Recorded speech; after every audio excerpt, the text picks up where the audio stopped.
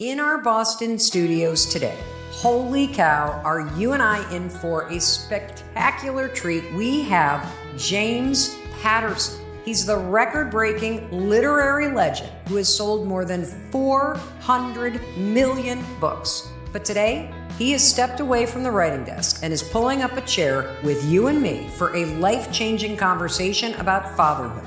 James Patterson is letting you in on the things you don't really hear dads talk about. Did your dad ever tell you that he loved you? The only time I remember hugging my father was on his deathbed. So many guys out there are lost, overwhelmed. They're no longer the breadwinner or whatever they thought they could be. But I also realized I could love someone in a significant way, and also that I was lovable. This person, this core guy, is actually lovable. And if we could get more guys to that place, they would have better lives. How did becoming a father later in life really change you? At the end of the day, when we're looking back at our lives, the most important job you're ever going to have is as a mom and a dad. And to realize that a little bit and have that drive you, that's probably the most important thing that we do. Hey, it's your friend Mel, and welcome to the Mel Robbins Podcast. I am thrilled that you're here, and it is always such an honor to spend time together, to be with you. And today, holy cow, are you and I in for a spectacular treat. We get to sit down with none other than James Patterson. And if you're a new listener, I just want to take a moment and personally welcome you to the Mel Robbins Podcast family. Thank you for being here. And because you made the time to listen to this particular episode, here's what I know about you. I know that you're either a mega James Patterson fan, or you are the kind of person who values the people in your life, and you would love to know simple ways to improve your relationships with the people who matter most. And I'm going to tell you something. If you're not a James Patterson fan, you will be after the conversation today.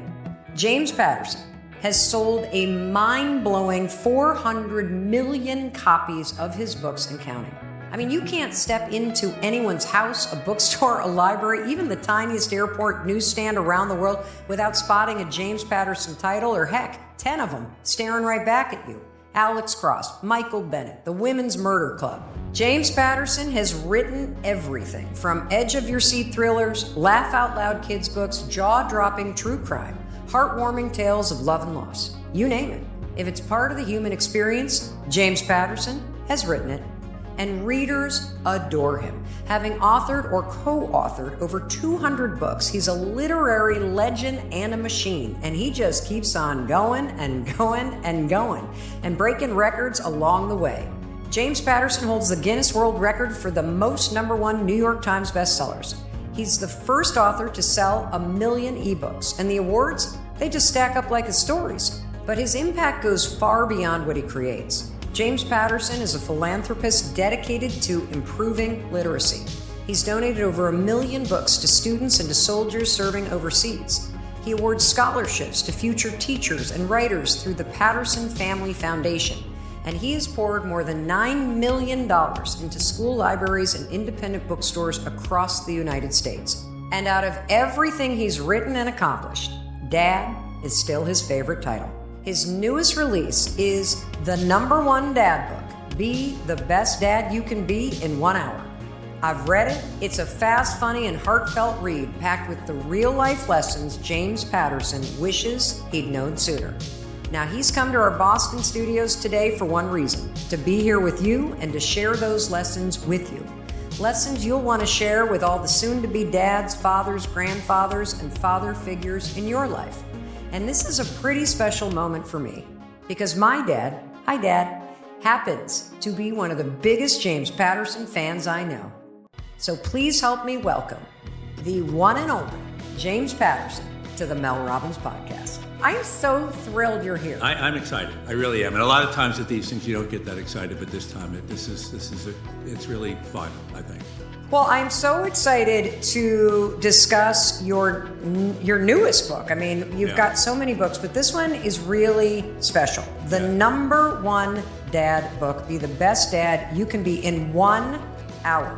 I would love to start by just having you speak directly to the person who has found the time and made the time to be here with you and me today, what might they experience about their life that could be different? I think, person, hopefully this book, and I think it is in the spirit of what Mel does with all of these podcasts, which is to help a little. And that's huge. Help a little to make tomorrow a little better, and in particular because this book affects everybody in your family. It's for dads, but in talking to dads and helping dads to be better, it will help the partners, and it will definitely help the kids and the grandparents even. So this book, I think, is in the spirit with pretty much everything that Mel does, and I think it's particularly useful because this isn't a book about, well, let's think about stuff and then we go home and nothing changes. This is about doing. This is about changing in good ways. And it's not a book about perfect, because I don't believe in that, and I don't know how anybody's. I don't think we can be. Every guy can be perfect, but not us. This is about being better tomorrow than we were today. And as I said, the idea of doing this for the whole family is. I think it's a very useful thing, and I'm really excited about spending some time with you. And we're super excited to spend time with you. And we're going to dig into this book. I love, love, love this book. And I know you're going to love it too. And before we jump into the #1 dad book and all the incredible lessons in it, I just want to take a step back and talk a little bit about your career. Yeah. You were not born a best-selling author. Yeah. But the world knows you as probably the most successful living author today. 400 million copies of your book sold. Yeah, too many, way too many. He writes too many books, but whatever. 67 #1 New York Times bestsellers. You've got 13 more books coming out this year alone.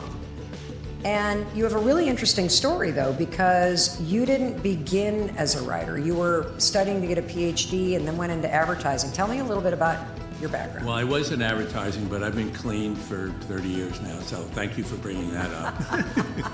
I grew up, I just grew up in a small town upstate New York, Newburgh, New York.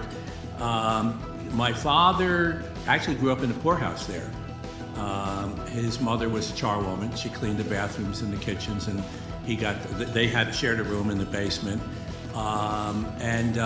So kind of lower middle class in terms of the way we grew up. And I was a good student, but I wasn't a big reader in high school, Catholic high school. I moved up actually in this area. My parents moved to Lexington. I worked at McLean Hospital in Belmont nearby, mental hospital. And I worked a lot of night shifts. And I would go into Cambridge like 3 times a week and just get these books. You could buy them for 25 cents. And I started reading. And then I started scribbling. And this turned around my life and I think saved me as a human being and has eliminated a lot of stress and soreness and difficulty from my life, because somebody said you're lucky if you find something you like to do, and then it's a miracle if somebody will pay you to do it. Well, in starting to read and reading stuff that I wanted to read and reading a lot of fiction and plays and whatever, I found what I wanted to do. I wasn't getting paid for it yet, but that was just so key to find this thing. I knew that I wanted to be a writer. So do you remember the moment where you're like, I think I want to do this for a living? I don't think it wasn't that I wanted to do it for a living, but I wanted to do it. I wanted to write novels. I went down to Vanderbilt for grad school, and I was very lucky to have a professor there who just said, you got it. You have this thing. You can do it. I was writing a lot of short stories, and I wrote. There was actually the first book I published when I was 26, a Thomas Behrman number. It got turned down by 31 publishers. Then it won an Edgar as best first novel. So go figure that one out. And that's the thing in terms of people. Sometimes you get rejected, but you just if you believe in yourself, just keep going. And that was something that I did. I kind of and this professor helped a lot. Because he said, no, you can do this. You have what it takes to be a really good writer, or to be successful, or at least to make a living doing it. Wasn't it almost 20 years later, though, that Along Came the Spider was published? And yeah. That's kind of the Alex Cross novel. That's when my dad's like, oh, James Patterson's my... Because I grew up with a dad who was always reading your books. Always. And so I think it's also important to note, because more than anything, you've not only been patient, you've been persistent. Mm-hmm. And I think that's a really important lesson when I look at your life from the outside. It's a simple thing with me. I just love to do it. You know, I don't work for a living. I play for a living, honestly. And that's, you're so lucky. I mean, anybody that has that happen to them, and it does with some people, some nurses, some teachers, they just love it. My mother was a teacher for 50 years or so. And that's, I just wrote a nonfiction book about teachers. It's so hard for them now because they're getting pressure from the left, they're getting pressure from the right, the kids are more unruly than they've ever been. The parents, some of them are so it's very, very hard. People are telling them how to teach, how not to teach, what they should do. So it's really, really, really, really, really, really hard.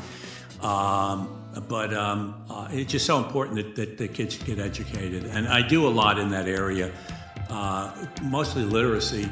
But something that I think that's even more important, and I wish we could teach in school, I'll just give you this, which is thinkeracy. Thinkeracy, which is teaching kids how to think. Like when they come in, you know, a typical kid, what are you going to do after school? I don't know. Just getting them to say, well, you could read a book, you could play soccer, you could rob a liquor store. There's so many things. Just opening their brains up, you know, and if they could do that in school all the time, you know, because with the kids, a lot of times if you just keep quiet, one of the things that they'll do is the blank screen, they panic. Yes. All right, let's say the subject was, you got to write a story about something, blank screen. Okay, you got a blank screen, we got it. Just put a picture up on a blank screen, anything you can think of. A rabbit, okay, great, you could write about a rabbit. Put another picture up there. My mom making bread, good, you could write about that. So how do we, so thinkeracy, getting kids in the habit, monstrous thing, for your books, for my books, getting people in the habit. How do you get them? I did it once, do it again, do it again, do it again. But if they did that in schools, it would be great for us. There are studies now that kids, they're doing less thinking, less reasoning than ever, and that's not good. Because they're spending more time on their phones. I don't know what they're doing, but they're not thinking. Well, what I also think is really interesting, so you published your first book at the age of 26 after 31 rejections, but you continued to work in advertising for a long time while you were writing books. It's a really important part of your story, because I think a lot of people think that you find the thing and then you just do that thing, but you kept a day job. It didn't seem logical for me. I didn't want to put pressure on the writing. I didn't want to be in a situation where it's like, if I don't get this published, it's going to be pressure. I didn't want to start dreading the thing that I loved. I think that's a huge takeaway, that you had the insight to say, I love this thing so much that if I were to jump in too soon and put pressure on it to make money, it actually squeezes the joy and the art out of the thing that I'm doing. Yeah. Well, that's just the way I looked at it, yes. Well, it's brilliant. And actually, there's a lot of research around entrepreneurs, and they say that if an entrepreneur keeps their day job, they are a third less likely to fail for precisely that reason. Because you basically are spreading your bets and you're earning your money over here, which takes the pressure off the thing that you're doing over there. So it was an actual brilliant move. I don't know if it's just my DNA or something with my parents, whatever, in terms of, well, okay, what's the consequence of that? Where's that going to go? Is that going to be a good thing for you? So a little cautious, but not in a bad way, I think. That must also be a way in which you write, is thinking through the consequences of what's happening next. Well, I think part of it, that's why I do my outlines. And not everybody does this. I do interviews a little bit, like Michael Connelly doesn't do outlines, and Baldacci doesn't do outlines, but I do. And I'm not a slave to them. I'll do my outline, and it can be 50, 60, 70 pages, but then I'm open to, and I always do change them, because you're writing and you find that a character is more interesting than you thought they were going to be, or theoretically you were going to get rid of the bad guy. Oh no, but I want the bad guy to come back, and so to be open to change is also important. And I guess that's important in life too. It's sort of like you have to outline your life, right? And to have a plan, but not to worry about it. I think I'd like to, and the other thing I think is to be open. And a lot of people aren't open. They get to, I never want to do this. Well, you don't know. And I think even with kids, how do you get them just to be open? Just consider this. Think about this. Don't, people take kids out to see colleges and the kids go, oh, I love these buildings. That's nice. But, in a month, you'll stop noticing the buildings. But what really is it about this school that's really going to, for example, our son went to Brown, and the culture there is you're all smart, so don't beat each other up and support each other.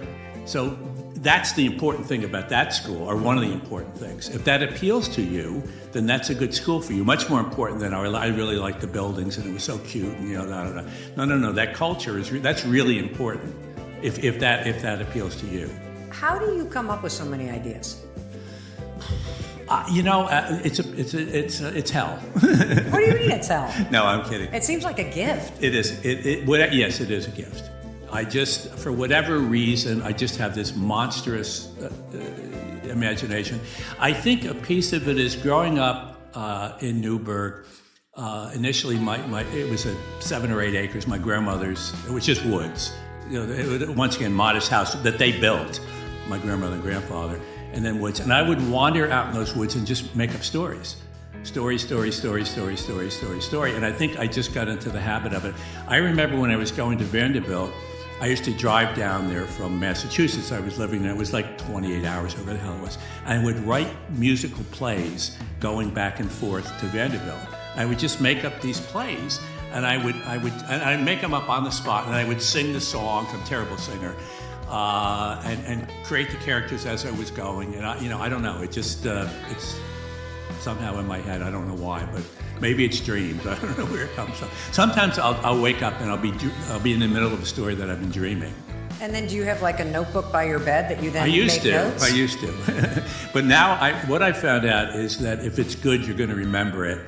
And if you bother to write it down, it wasn't that good, you go like, what? What is this? Why did I write this down? The good stuff I think I remember. And do you typically work on one project No. at a time? No. Right now, I think there are 31 live projects, things that I'm working on. And so do you walk in and it's sort of like one of those docents, like which one's pulling me toward today? I kind of know. I kind of know what the 1 or 2 or 3 that I'm messing around with are. But the good thing about it is you don't get writer's block that way. Well, it's interesting you say that because one of the things that I read about a technique or a strategy that you use that I found super helpful, I'm like, oh my gosh, I wish I would have read this years ago, is you said that a lot of writers trip themselves up because they try to get the chapter perfect. Mm-hmm. And you have this ability, if the chapter's not working, to just be like, okay, next. And for me, and I think for a lot of writers, go to the next chapter, get it on the rewrite, get it on the next rewrite. And ultimately, if you don't get it, turn that chapter into a paragraph starting the next chapter. If you can't ultimately figure it out, you just, instead of killing yourself, perfection in some things is the enemy of progress. Maybe not in certain tech areas, but in a lot of things, it's like, no, don't worry about perfection. Just keep moving the ball forward, pushing it up the whatever, Sisyphus, etc. For me, anyway. And I never, ever give advice. I just, here's some thoughts. I mean, part of it with the dad's book, we'll get into it, but part of it had to do with, right through high school, people always came to me for, what do you think of this? What do you think of that?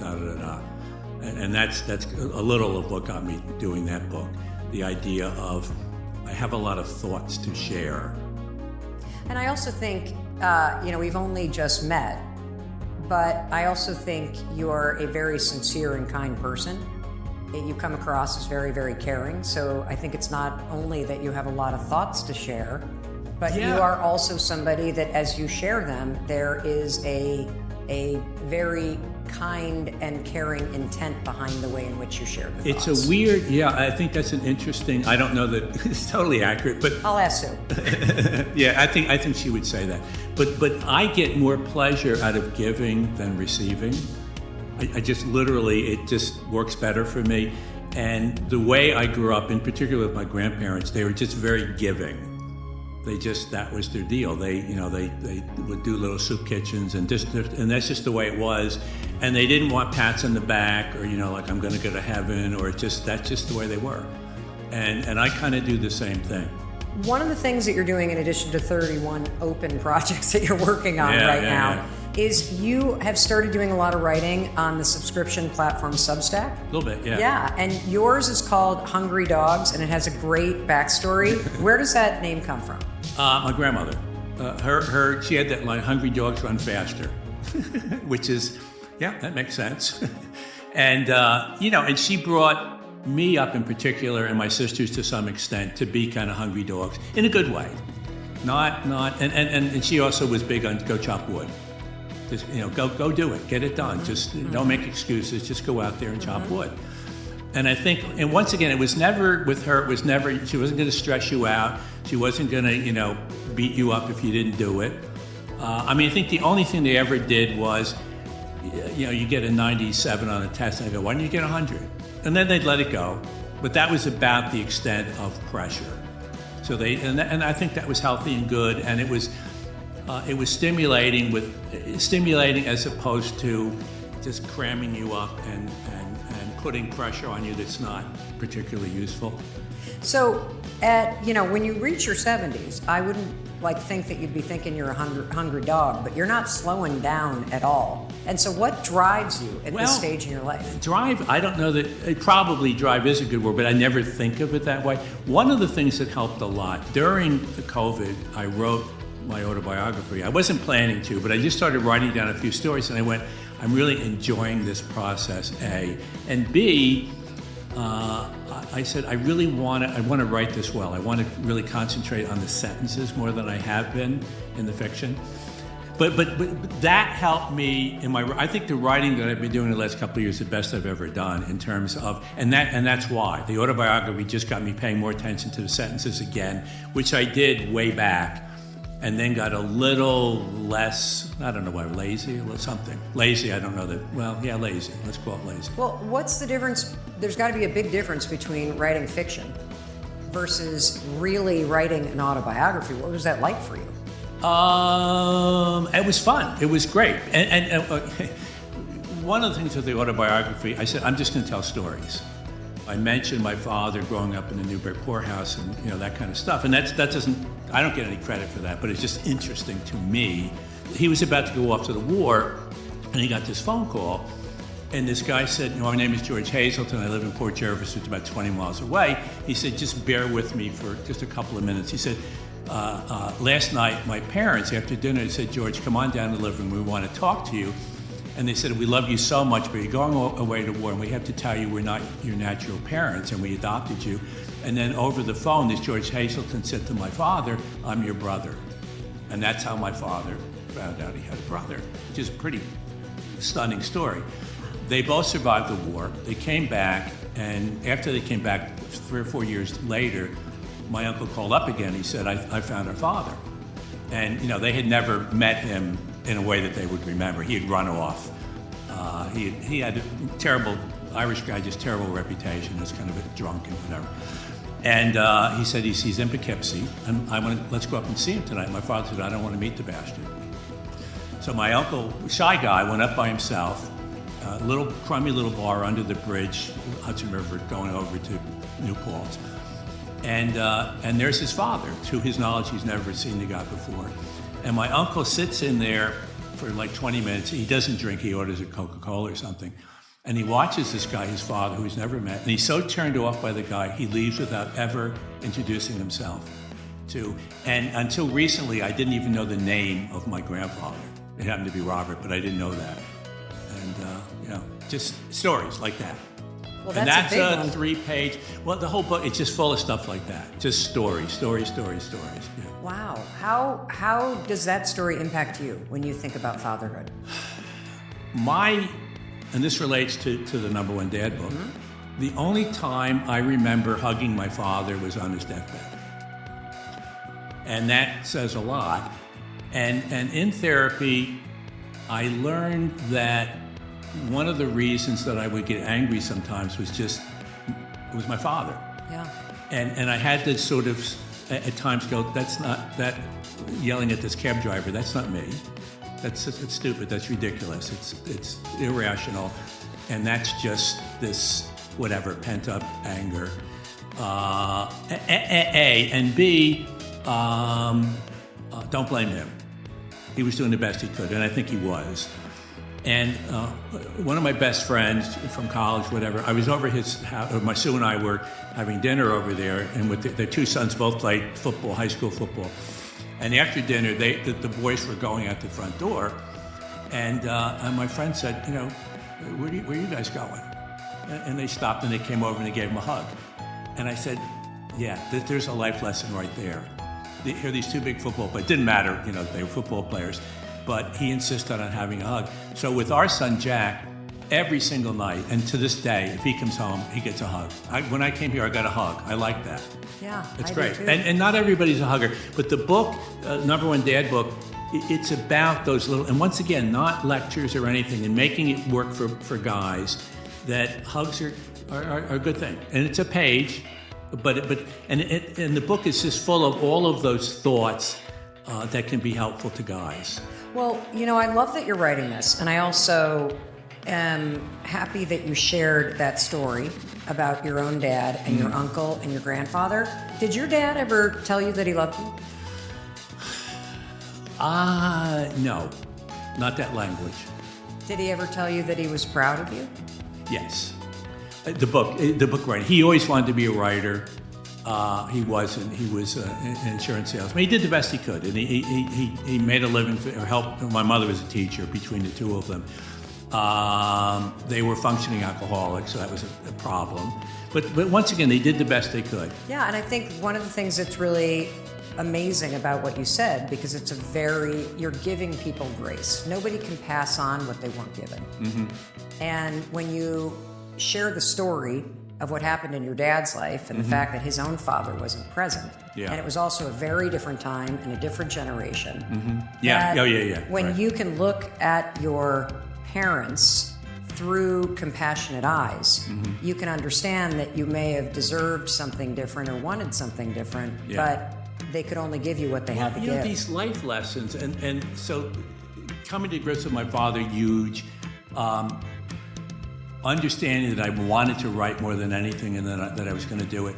I was with a woman for 7 years. She developed a brain tumor. And this was the first love of my life. And it was just it was just a great relationship. And not just looking back at it, it just was. And everybody who knew us, it was just a wonderful relationship. She developed a brain tumor. And after she died, and this was also so important to me in terms of my journey, whatever you want to call it, what I realized after she died was that one, I understood you could deal with death in a heroic way, which she did. Unbelievable, just the way she dealt with. She would, she never wanted her friends to get bummed out. They would come, she'd be wearing a funny hat or something. She didn't want them to get bummed out. Just that her spirit was unbelievable. But I also realized, and this was so important for me in terms of maintaining a certain balance in my life and stability and being able to live inside my own shoes, is that I understood that one, I could love someone in a significant way, love somebody, and also that I was lovable, which is huge. And I think it's particularly huge for guys. The idea that, get past the mask and the phoniness or whatever, that you, this person, this core guy, is actually lovable. And if we could get more guys to that place, they would have better lives.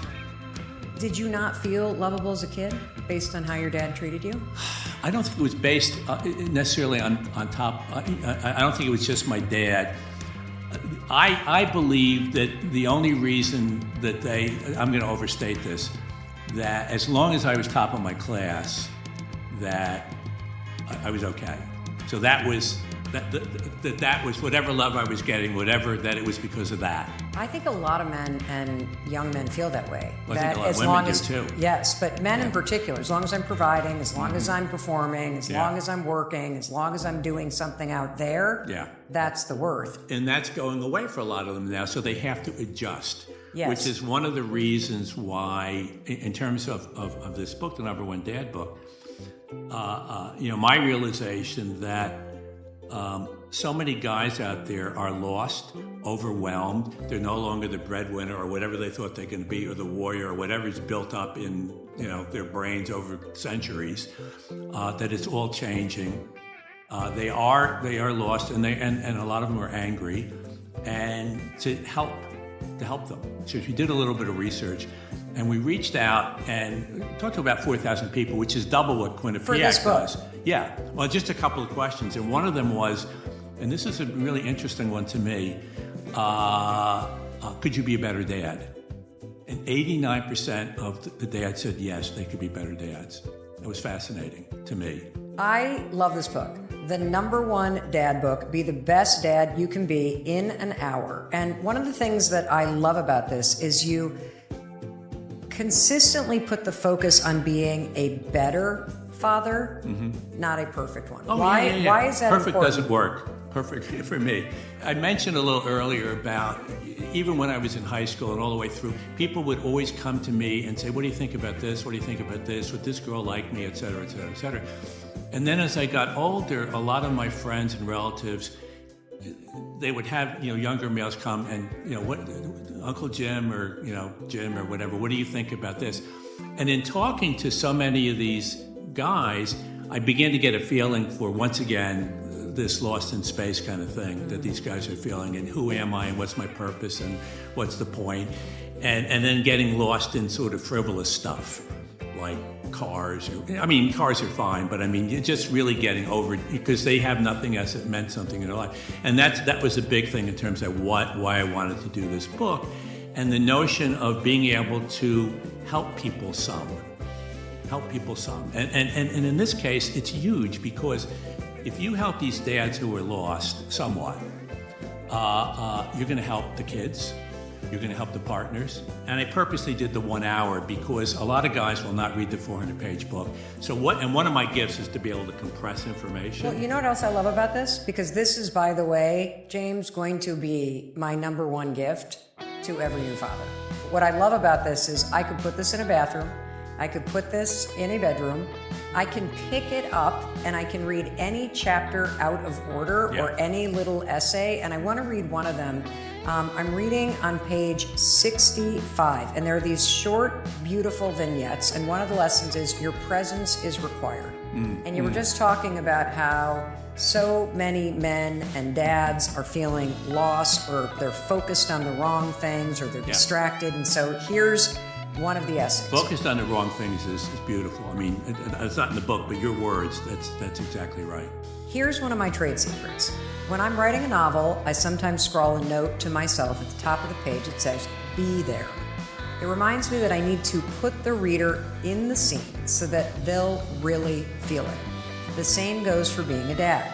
Let's be honest, there's lots of distractions in life. The internet, Zoom calls with in-laws, night shifts, Netflix, the NFL draft. There will be times when you can only give your kids part of your attention. But whenever you can, as much as you can, focus. It's not just being around, although that's a big part of it. It's paying attention, setting other thoughts aside, and really being present. There are some woo-woo terms for this, intention, mindfulness, but what it comes down to is this.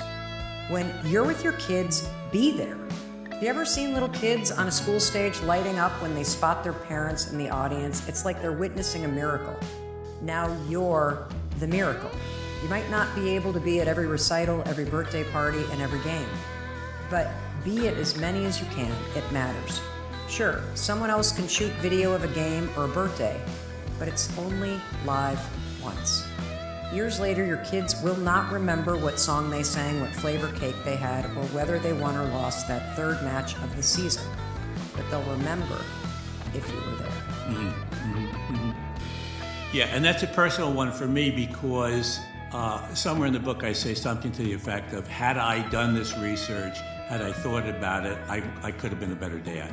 I could have been. And one of the things would be literally be there. I was there in the sense that I worked at home and I was around Jack a lot, but I could have been more intensely present than I was at times. So I would be distracted presence at times, and that would have been better. How did becoming a father later in life really change you? Well, one of the advantages that Sue and I had is that we didn't have financial problems.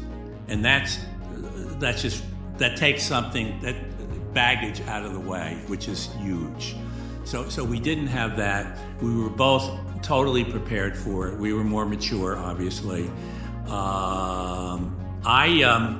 The thing of it is that Jane and I, the woman I was with originally, who died, we would have been married and had, it just didn't. And then it took me a long time to get past that, but I always wanted to have kids. And then when I got together with Sue, she wanted to have, kids as well. And we got, I think I was 49 when we got married. I think she was 39. Sue is interesting too. My joke line about Sue is, if Sue ever leaves me, I'm going with her. But the real story is, every once in a while, there are a couple hours where I can't stand her, but there's never a day goes by that I'm not in love with her, and that's true. And we pretty much every night hold hands when we go to sleep, which is not everybody can do that, but I think it's nice if you can do it. Well, as I said, I've been very lucky about a lot of things, and one of them is finding Sue. Chris and I typically start out that way, but then I get so hot. Well, there's a certain point. Like, I have to let your hand. Well, I don't want to hear about the hot part. But, Well, women in their 50s have a problem with heat regulation.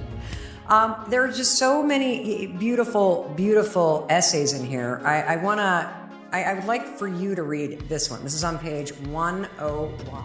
Guys, let's face it, we screw up a lot.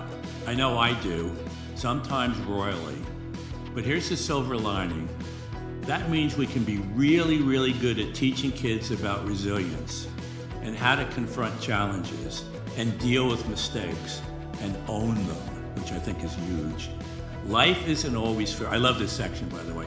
Not because I wrote it, because I just think there's truth there. Life isn't always fair. You already know that. But it's important that your kids learn it too. You don't have to be overly negative or pessimistic, just realistic. Muhammad Ali used to say, there's nothing wrong with getting knocked down as long as you get right back up. Don't be afraid to discuss tough topics with your kids. They can take it. Help them make good decisions. Get them ready for the real world, which is one of our biggest as parents. There was one thing, that's it. Get them ready for the real world. It's not getting any easier out there, which I think you know. To be honest, it seems to be getting harder every year. You don't need to scare them, just prepare them. How did you prepare Jack? Well, I think a lot of it is teaching him to sort of be responsible for his own actions, to be comfortable in his own skin. I think that's huge if you can help kids to the things that you love to do. Being goofy, he was very goofy. Okay, that's okay. You can be goofy. Be careful of it in school, overdoing it in school, and in his situation, and I don't know how this relates to your kids, but. Yeah, people know your dad and your mom was a big swimmer and whatever, but don't worry about it. It's all fine. Accept it within reason, and just move on. And one of the things in going to a pretty good prep school and then a good college, he had a lot of kids who came, their parents were well known or had done something famous or whatever. And all of his friends were cool. All of them had this thing, I didn't do anything. There's no reason for me to be, and I think that's really good. And occasionally you'd meet it, every once in a while there'd be one, you go, well, you know who my dad is? Blah, blah, well, who cares? That's cruel too, but we try not to do that. It's like, be comfortable with who we are, hopefully, but don't let it get in the way. I reached out to Jack. Oh, really? Okay. Yes. And I that little creep didn't tell me. and I thought I could trust him. I'm very persuasive. And I have something to play for you. Oh, okay. Hi, Dad. Surprise. And hi, Mel. So Mel wanted me to share a bit about the impact that you've had on my life. your strength as a parent, at least from my perspective, was helping me confidently be my own person. You know, I sometimes felt like I found myself completely trapped in the shadow of my dad, and that can be, you know, a little disempowering. You know, someone goes, "Oh, well, you know, that's so-and-so's kid," or sometimes they would call me James, right? My name's Jack. James isn't even my legal name. You know, someone just seeing you as the son or daughter of insert person here, that may seem innocuous, but I think it really can eat at you. And so, you know, for me, as someone who kind of aimed for the moon, and seems to, you know, maybe not be landing on the moon, but at least getting somewhere, I sort of developed an obsession with overachieving so much that I could kind of prove to this like imaginary composite person taking up real estate in my mind that, you know, no way, full stop, it's me, it's not him. And I think your best quality as a parent, Dad, at least for me, was encouraging me when possible not to think that way. You know, not holding your success over my head as much as possible, not falling into the trap of being this successful person who made my childhood into a pressure cooker. So, good job. He's funny. See what good writer he could have been too. He's a really good writer. He has no interest in it, which I get, but he's a really, really good writer, and very funny. He could have been a comedian. He wasn't being funny here, but he can be hilarious. So anyway, that's great. That's great. I'm glad that he liked something that I did. Excellent. I think he liked more than just something. Well, you know, here's the thing about Jack. Jack calls 3 or 4 times a week, which is nice. And, you know, so I mean, he wants to talk to Sue more than me, but he talks to both of us, you know, so that's a rewarding thing. Well, he's clearly a very mature and very self-aware guy. Mm-hmm. And it's clear in the way that he described his experience that he was aware of the pressure he's putting on himself. Yeah. And the compliment that he clearly gave you is that you didn't do that to him. Mm-hmm. So if the person who's listening really relates to your story, because they're like, well, I didn't have a really good example either. Like one of the things that I get from you and reading your book is that even if it wasn't modeled for you, you have the ability to actually change how you show up and be a different kind of dad. Well, I think we all do on some level. You just have to commit to it. You know, with Let Them, you have that one piece which I love. It actually, a small piece of it, and actually it's something I talked with President Clinton about, this notion of let's not waste our life or our time worrying about stuff we can't do anything about. And if we can do something, let's do it.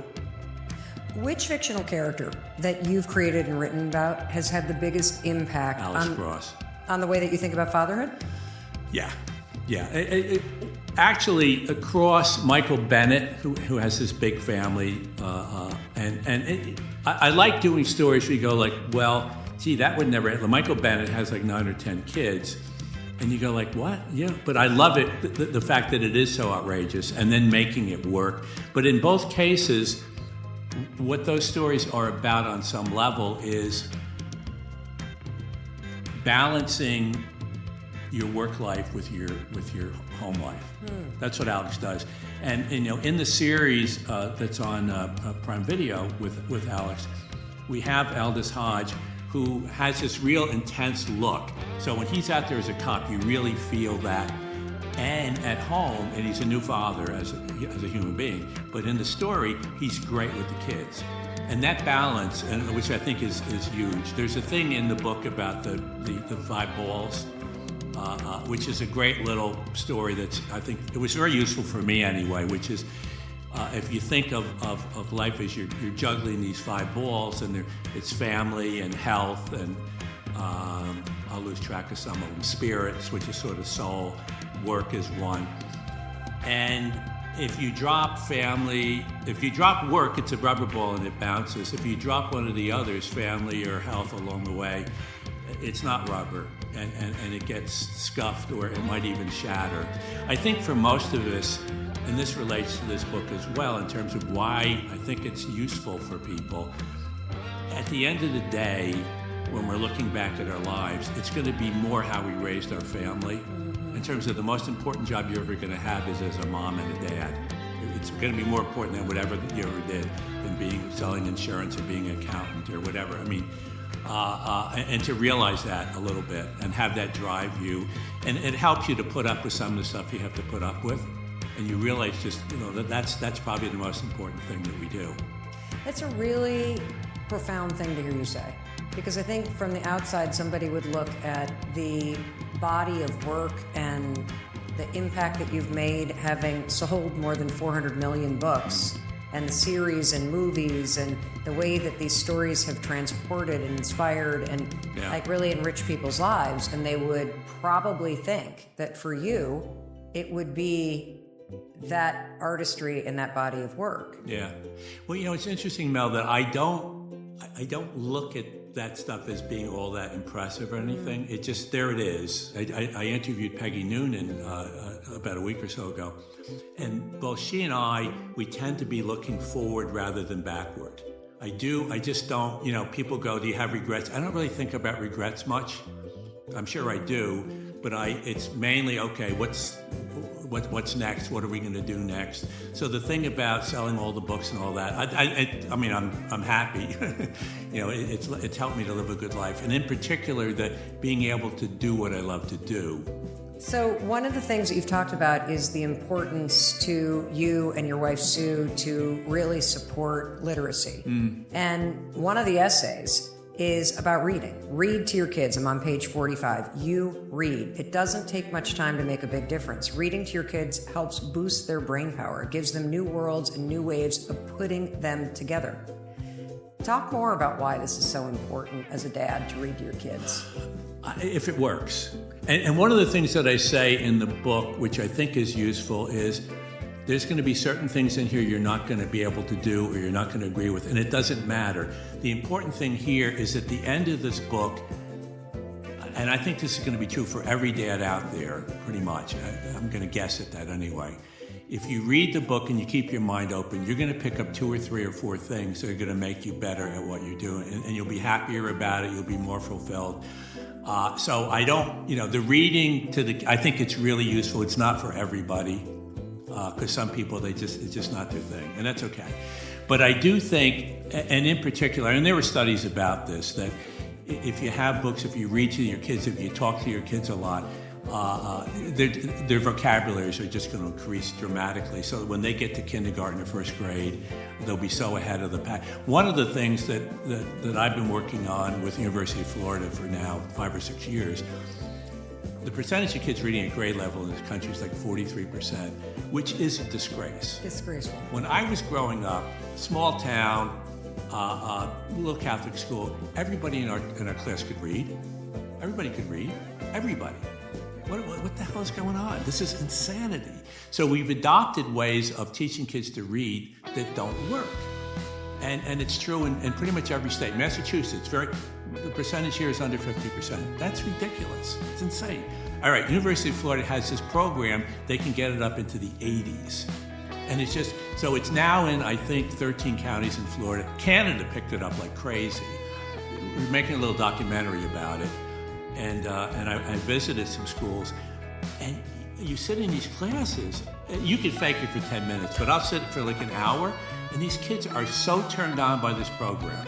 A lot of it is going back to phonics and stuff.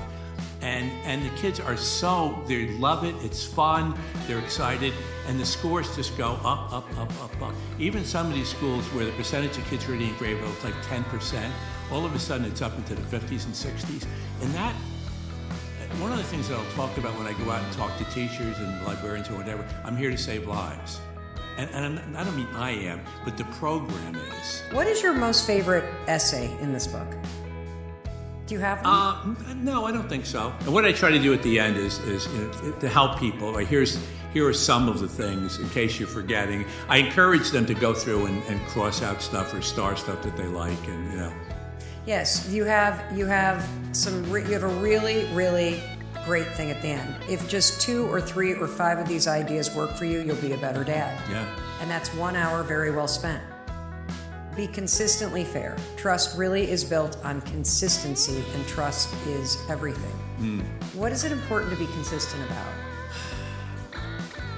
The trust is everything is the real thing. You just need, if your kids trust you, if you trust them, within reason,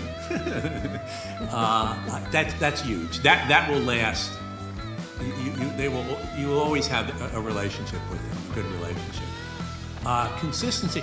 If you think about sports, I don't know how much different people, but if the refs aren't consistent in a football game, if they're like, oh, sometimes they play it close, sometimes they would give them a lot of room, the game doesn't work. And that consistency, like, here's kind of within reason the way we operate. And if the kids go, that's just not fair, you need to listen to them a little bit.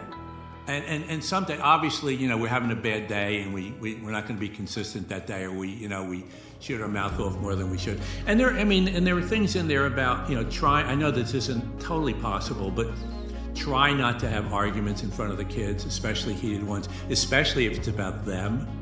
Take it outside. We talk about that, doing that, which is really important. Talk about things like. Being able to say, I was wrong. This is an important one. Well, and the line I throw in there, once again, I try to keep it semi-humorous because you want the guys to sort of, not think they're getting preached to. And I'm not preaching, I'm just throwing stuff. But I was wrong, and then I said, just in case it ever happens. Which is, yes, it is important because a lot of guys think that if they admit they were wrong, that somehow it lessens them as a human, as a guy, no, I was wrong. And this is why this book is so important. It's why I'm going to buy it for every single new dad that I know, is because I think that you get just caught up in the day-to-day and in your emotions and being tired and just the grind of it all, that it's easy to forget the things that deep down are true. Yeah. You know what I think about this book? I think people are going to read it in an hour and they're going to get a tremendous amount out of it, but I think it's one of these books that stays with you and that you keep on your desk. And if you were to just pick this up once a day or a couple times a week and you read one 2-page essay, it's almost like walking into a church and hearing the sermon that you needed to hear. Yeah. It just gives you a grounding point to have you focus on one thing that will make you a better dad and a better person. You know this, Mel, and it's obvious in everything that you do. If you want to move forward, if you want to be better, if you want to eliminate certain things from your life, you must form habits. It has to be habits. Jack had a question for you. Okay. And so I'd love to play this question. You guys clearly have a very playful relationship. He's very funny. So I'm going to play the video for you. Be gentle, Jack. So my question to you is, looking back, if you could do it over again, what would you have done differently? And what do you think your shortcomings were? Yeah, I think a piece of it is to be there better, to be there, to be. I tend to be distracted. I'm creative. I'm always thinking of something else when I'm whatever. So being there more for him would have been huge. And then agreeing to more. Sue's she'll travel anywhere. They go to Iceland together. I should have done more of the trips with them. I have a little, just personally, like we go to Florence, and after 2 days, I've seen enough.